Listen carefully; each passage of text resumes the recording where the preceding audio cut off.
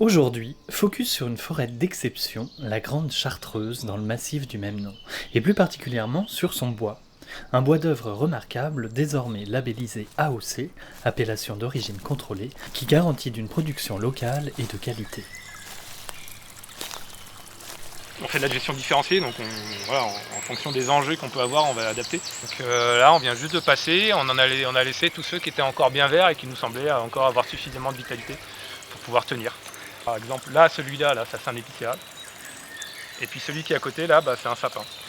Donc là, on est en forêt de montagne. Ce sont des forêts qui sont mélangées, diversifiées, avec une gestion qu'on appelle la gestion en futaie irrégulière, une futaie à couvert continu.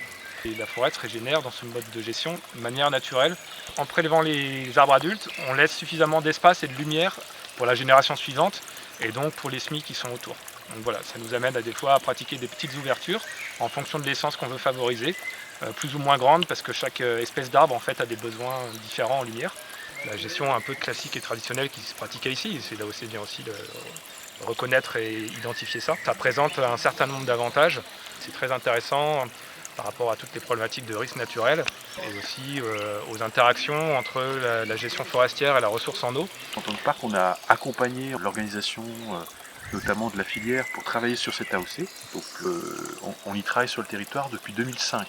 L'AOC en tant que tel, label, il existe depuis 2019. Pourquoi reconnaître du bois en AOC? Finalement, souvent, c'est plutôt des produits alimentaires.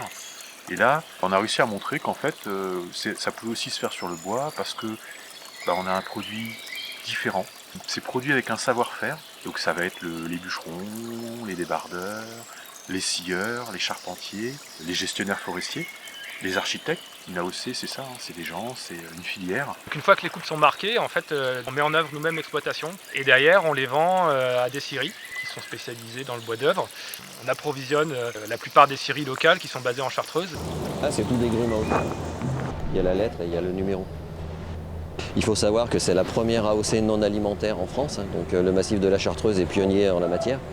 Et on est très fiers d'avoir obtenu l'AOC après 12 ans de travail et d'élaboration d'un cahier des charges strict qui nous permet aujourd'hui de garantir aux consommateurs un produit de qualité.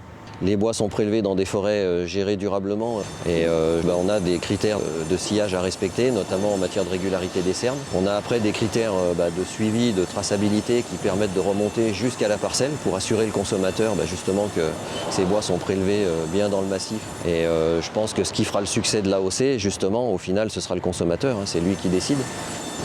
C'est une commande pour justement l'Institut Pasteur d'Avignon. Donc on a quand même des commandes un peu prestigieuses avec de l'AOC. L'AOC a démarré il y a 2 ans de ça. On a fait la première année 200 mètres cubes de sillage AOC. Aujourd'hui, on a en une commande ce volume-là à réaliser. Donc on espère qu'elle continuera à perdurer et puis à se développer. Donc oui, ça construit en bois de Chartreuse. J'ai vu une 50aine d'activités qui ont pu être construites en bois local. Donc ça, c'est des choses très concrètes. C'est des bâtiments qui auraient pu être construits avec d'autres matériaux, en métal, par exemple. Alors après, nous, on n'a pas vocation à construire en bois de Chartreuse dans toute la France. Ça reste des marchés de niche. Donc déjà, si on pouvait construire plus en bois local sur l'Isère, la Savoie, avec du bois de Chartreuse, ça serait déjà super bien.